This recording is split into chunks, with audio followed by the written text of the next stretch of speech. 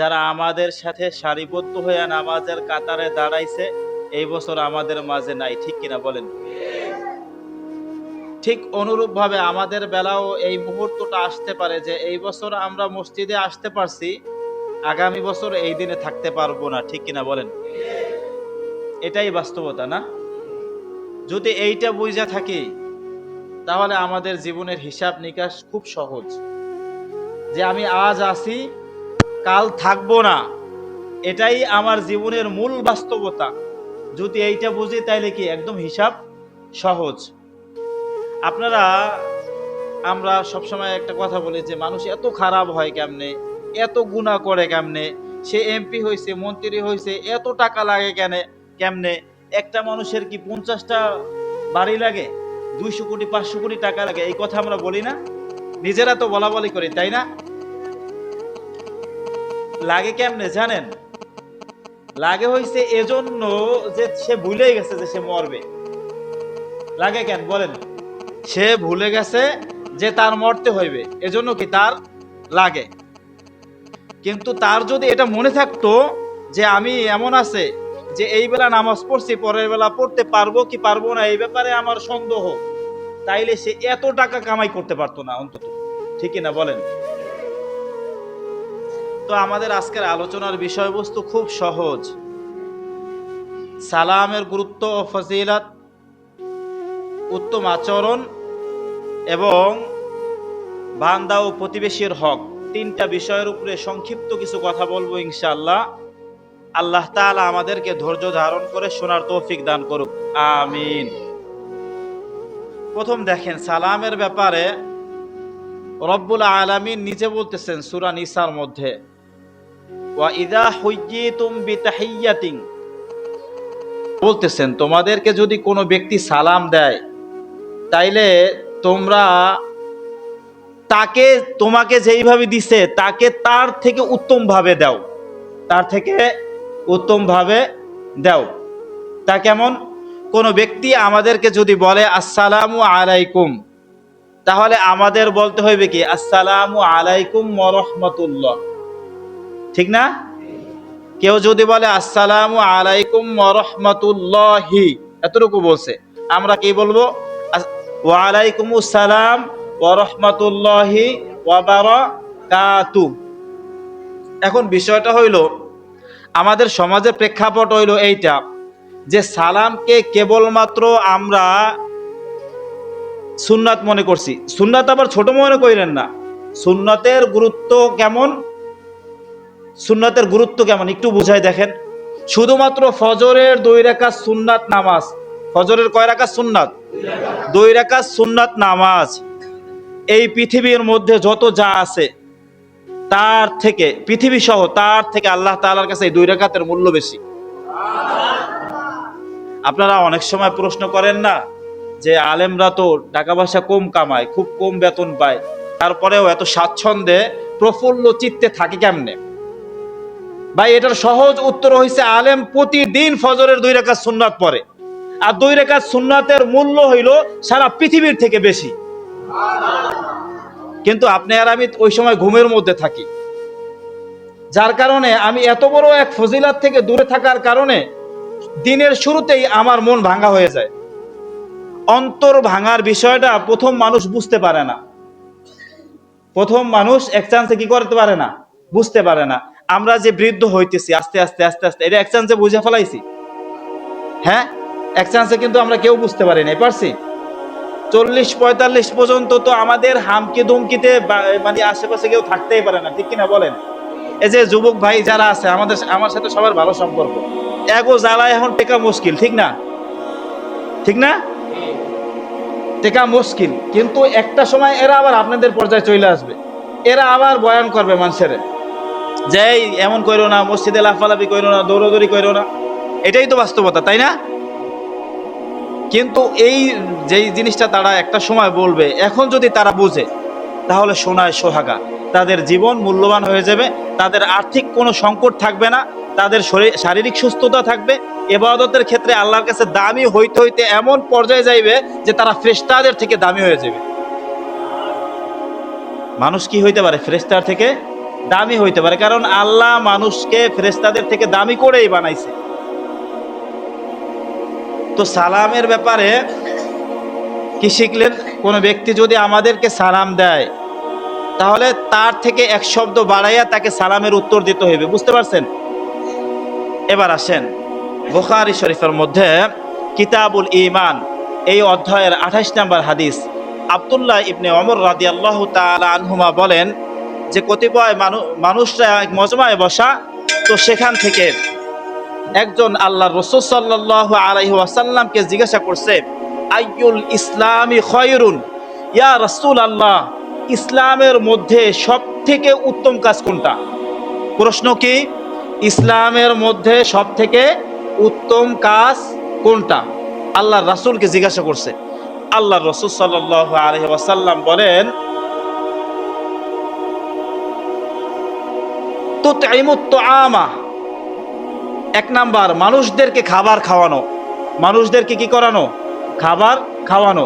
দুই নাম্বার আল্লাহর রাসূল সাল্লাল্লাহু আলাইহি ওয়াসাল্লাম বলেন, তাকরাউস সালামা বাইনাকুম, পরস্পরের মাঝে সালাম বিনিময় করা, চাই তুমি চেনো তাকে অথবা না চিনো, পরস্পরের মাঝে কি করা? সালাম বিনিময় করা। তো কি শিখলেন? আল্লাহর রাসূলকে এক সাহাবী জিজ্ঞাসা করে, হে রাসূল, সর্বোত্তম ইসলামের মধ্যে সর্বোত্তম কাজ কোনটা? আল্লাহ রাসূল বলতেছেন, এক নাম্বার কাজ হইল মানুষদেরকে খাবার খাওয়ানো, দুই নাম্বার কাজ হইল মানুষদেরকে কি দেওয়া? সালাম দেওয়া, চাই তুমি তাকে চেনো অথবা না চেনো। প্রথম বিষয়টা আমাদের পুরো সমাজ থেকে উঠে গেছে, খাবার খাওয়ানোর বিষয়টা পুরো সমাজ থেকে উঠে গেছে। এক কথায় বললে বাংলাদেশ থেকেই উঠে গেছে। আমি আমার ছোটবেলা দেখছি শবে বরাতের সময়ও মানুষ একজন অপরজনের ঘরে যাইতো, ঠিক না? সেই সময় কিন্তু এত উন্নত মানের খাবার ছিল না, কিন্তু মানুষ মানুষদেরকে মেহমান বানাইতো, দাওয়াত দিত, এবং মানুষরাও মানুষদের ঘরে স্বতঃস্ফূর্তভাবে যাইতো। আফসোসের বিষয় হলেও সত্য, আমাদের বাড়িগুলো এখন পাকা হয়েছে, দালান হয়েছে, ঘরের মধ্যে টাইলস লাগছে, কিন্তু আমাদের বাড়ির সামনের দরজাগুলো লাগানো থাকে, পিছনের দরজাগুলো খোলা থাকে, মহিলা পুরুষ সব পিছনের দিকে থাকে, সামনের দরজা খোলেও না, ঠিক কিনা বলেন? সামনের দরজা খোলেও না। কেউ আইসা ডাকতে ডাকতে হয়রান হয়ে যাওয়া লাগে, তারপর পিছন থেকে আসে। এটাই তো বাস্তবতা। মানে মানুষ মানুষের কাছে যায় না, মানুষ মানুষকে মেহমানদারি করায় না, মানুষের সাথে মানুষের ভালোবাসা হৃদ্রতা নাই বললেই চলে। ভালোবাসা নাই, হৃদ্রতা নাই, কোনো সম্পর্ক নাই, যার কারণে মিথ্যা মামলা দেয়। হৃদ্রতা নাই, সম্পর্ক নাই, ভালোবাসা নাই, যার কারণে একজন অপরজনকে ফাঁসায় দেয়, মাথায় বাড়ি দিয়ে হত্যা করে ফেলায়, গুম করে, খুন করে, ঠিক কিনা বলেন? বাংলাদেশে আগে রাজনীতি ছিল না? এই 20 বছর আগে কি বাংলাদেশে রাজনীতি ছিল? বলেন না, ছিল? এমন কি অবস্থা ছিল? তাইলে এই সমস্যাটা কোথায়? সমস্যাটা হলো আমাদের প্রত্যেকের মধ্যে। আল্লাহ রাসূলের এক হাদিস, আল্লাহ রাসূল বলতেছেন, সিলমান কতাক, আত্মীয়তার সম্পর্ক বজায় রাখো। আত্মীয়তার সম্পর্ক বজায় রাখতে বলছে রাসূল। এই ব্যাপারে যদি ধরা হয়, আমার মনে হয় সমাজের মধ্যে 98% মানুষ ধরা খাইবে, ঠিক কিনা বলেন? কিছু টাকা, কিছু অর্থ করি, দালান বাড়ি হইলেই হইছে, গরিব আত্মীয়দের সাথে সম্পর্ক রাখাটা একটা হচ্ছে যাইয়া হীনতার বিষয় হয়ে গেছে। আফসোসের বিষয় হলেও সত্য, আমাদের দেশের যুব সমাজদের মধ্যে কিছু তো এমন আছে, তারা যদি একটু ঢাকায় যাইতে পারে, একটু যদি হালে উঠতে পারে, ঢাকা ভার্সিটিতে বা কোনো ভার্সিটিতে পড়ে, গ্রাম থেকে যদি তার বাবা যায়, তাহলে বাবাকে পরিচয় দিতে লজ্জাবোধ করে আমাদের সমাজের যুবকরা। নাউজুবিল্লাহ। আমার কথা আপনাদের অবিশ্বাস হইতেছে? বাবার পরিচয় দিতে কি করে? লজ্জাবোধ করে।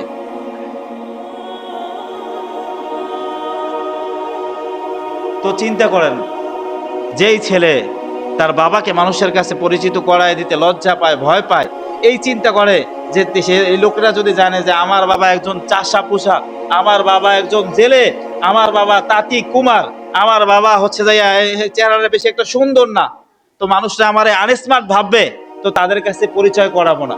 এই যেই ছেলের চিন্তার মধ্যে এইটা ঢুকছে, মাথার মধ্যে এটা ঢুকছে, তারা দিয়ে রাষ্ট্রের কি উপকার হইবে, সমাজের কি উপকার হইবে, আর ইসলামের কি উপকার হইবে বলেন আমাকে?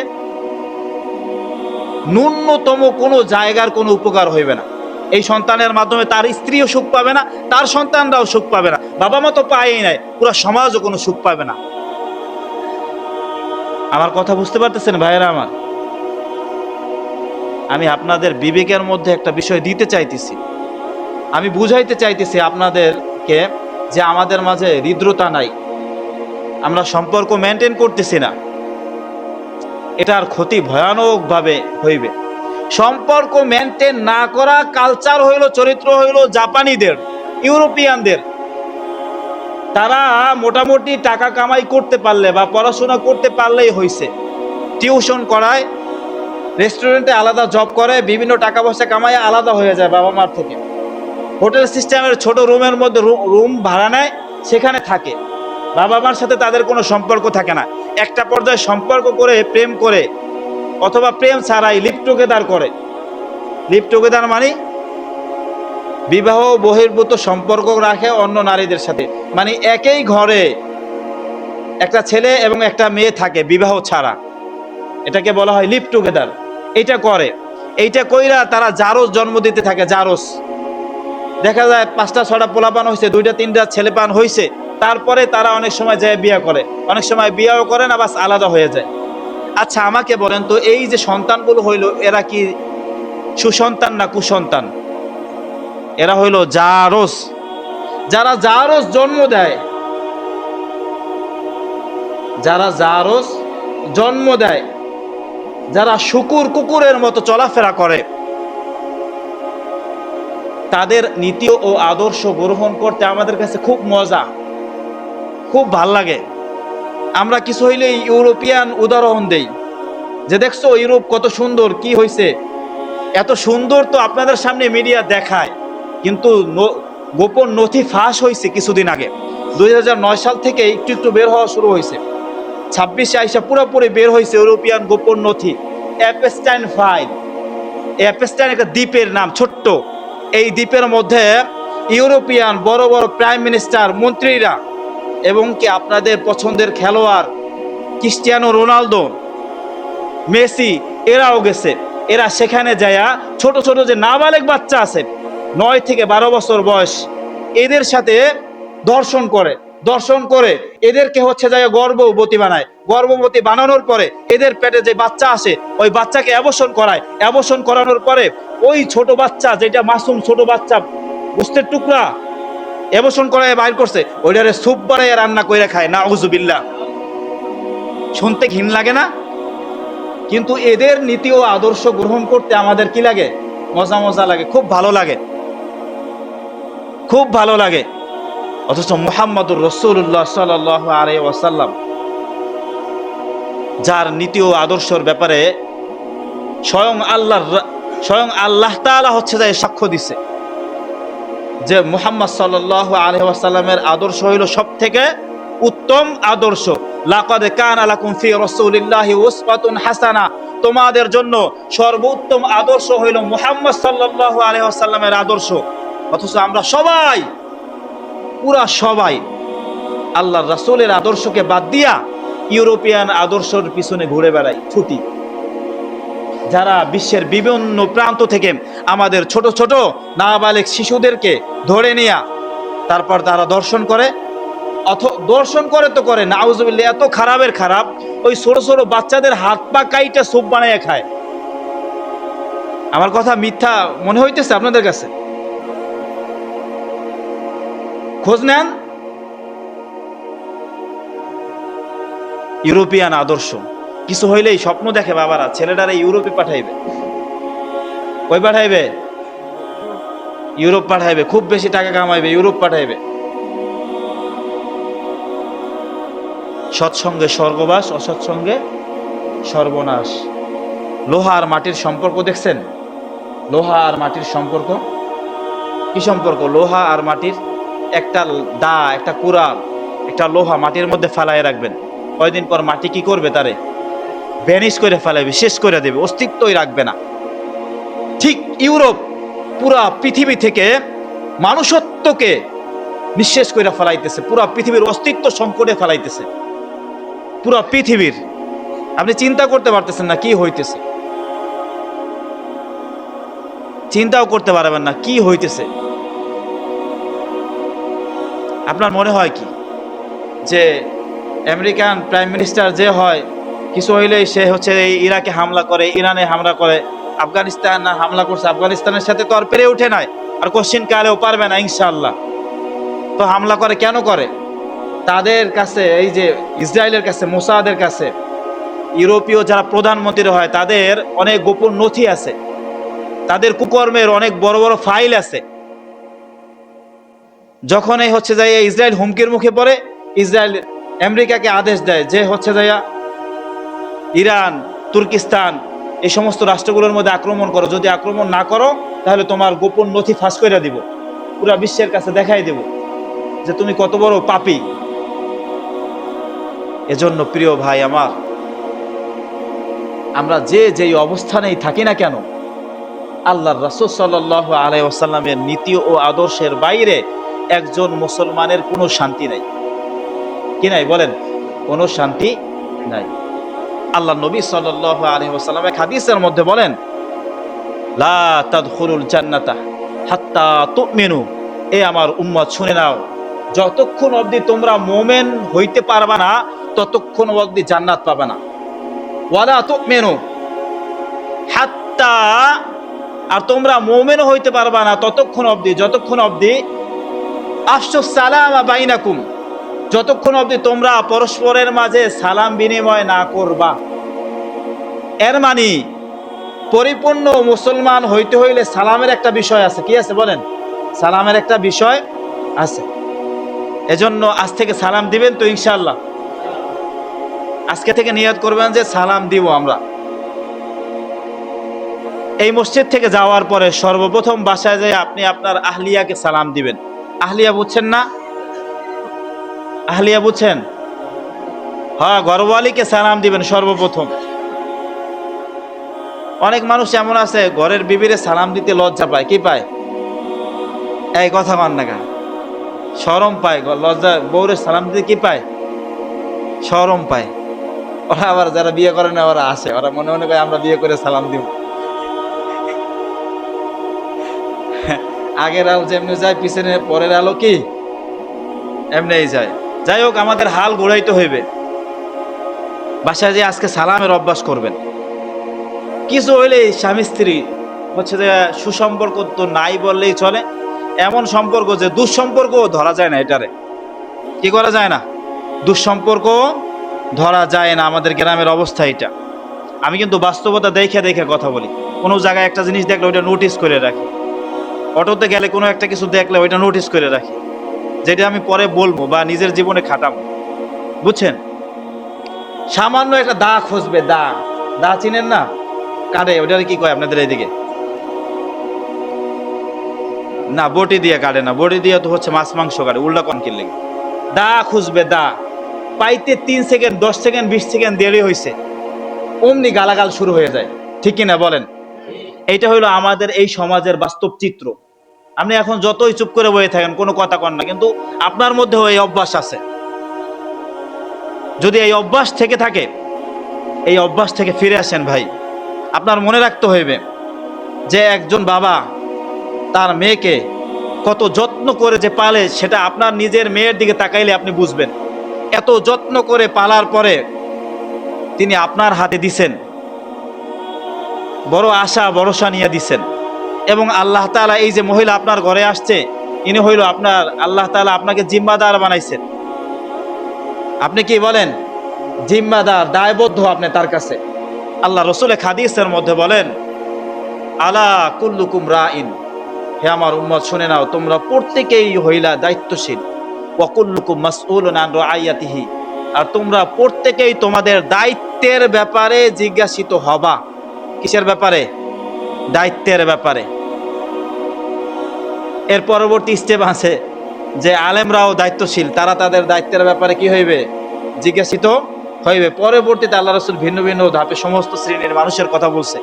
তো রাসূল সর্বপ্রথম আলেমদের কথা বলছে এই হাদিসের মধ্যে। একজন আলেমের দায়িত্ব আছে সমাজ বিনির্মাণের, সমাজ ঠিক রাখার। সমাজের কি হচ্ছে যে সমস্যা সেটা বলবে আলেম, রাষ্ট্রের কি সমস্যা সেটা বলবে আলেম। এবং মুসল্লি, সে মিনিস্টার হোক, প্রধানমন্ত্রী হোক, সে মুসল্লি একজন আলেমের কাছে মসজিদের মধ্যে সে কিচ্ছু না।